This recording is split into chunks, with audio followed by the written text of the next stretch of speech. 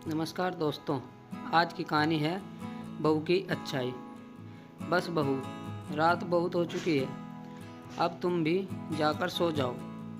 बचा हुआ काम हम सुबह मिलकर कर लेंगे। नीलू को यकीन नहीं हो रहा था। हमेशा मुझ पर गुम चलाने वाली सासू माँ आज इतनी प्यार से बात कैसे करने लगी।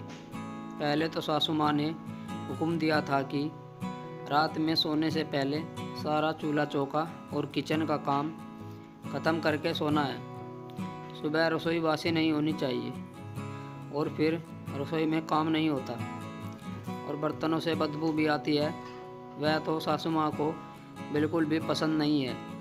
सासू माँ ने आते ही कहा था, बहू मेरी एक बात ध्यान से सुनना। सारी बातें मैं संभाल लूँगी, पर रसोई मुझे बिल्कुल साफ़ और सुथरी चाहिए। रात में सोने से पहले रसोई साफ़ ज़रूर होनी चाहिए।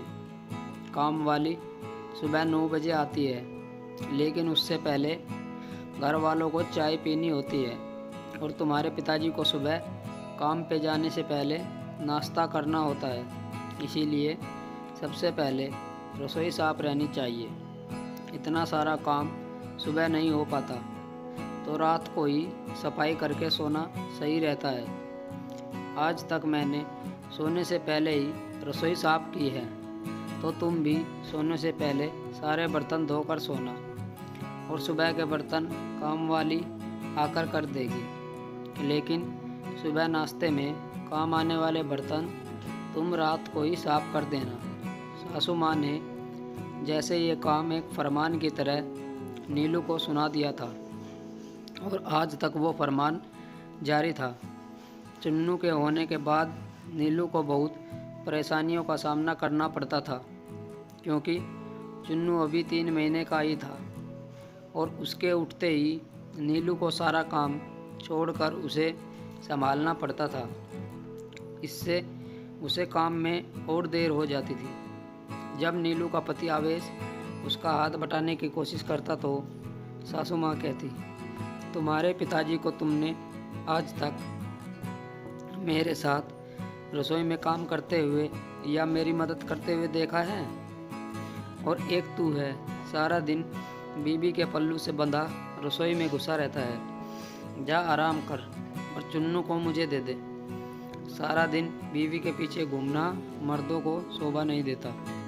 आज चुन्नू भी बहुत रो रहा था। बाहर ठंड भी बहुत थी। ऐसे में ठंडे पानी से बर्तन धोना सजा से कम नहीं था। तभी ससुर जी ने अपनी बेटी सोनम से कहा, बेटी जाओ, तुम भाभी की मदद करो।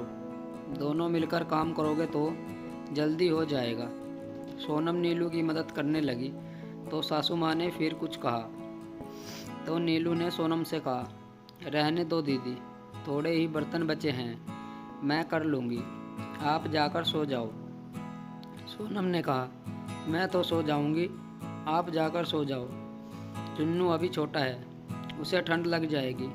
पर नीलू अपनी धुन में काम करती जा रही थी, क्योंकि परफेक्ट बहू बनने का सपना उसे काम करने को उकसाता था और सास की शिकायत का मौका नहीं देना चाहती थी। काम ख़त्म करके नीलू जब कमरे में गई तो चुन्नू रोकर सो गया था और आवेश भी सोने वाला था। उसने नीलू से कहा, आज के बाद यह बर्तन सुबह धोना।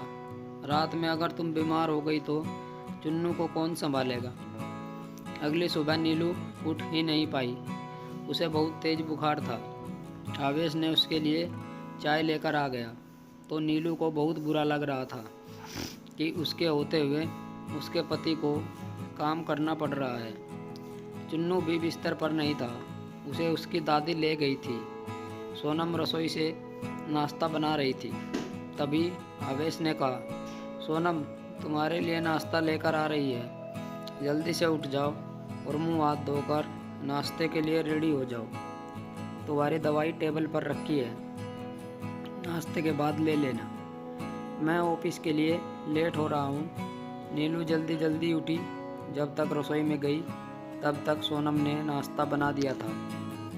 उसे देख सोनम बोली, अरे भाभी, आप क्यों उठ गई? मैं आपका नाश्ता लेकर वहीं आ रही थी। तब तक नीलू की सास भी चुन्नू को लेकर आ गई थी और नीलू से बोली, बहू, आज के बाद तुम्हें रात को बर्तन धोने की कोई ज़रूरत नहीं है, ये काम सुबह भी हो सकता है।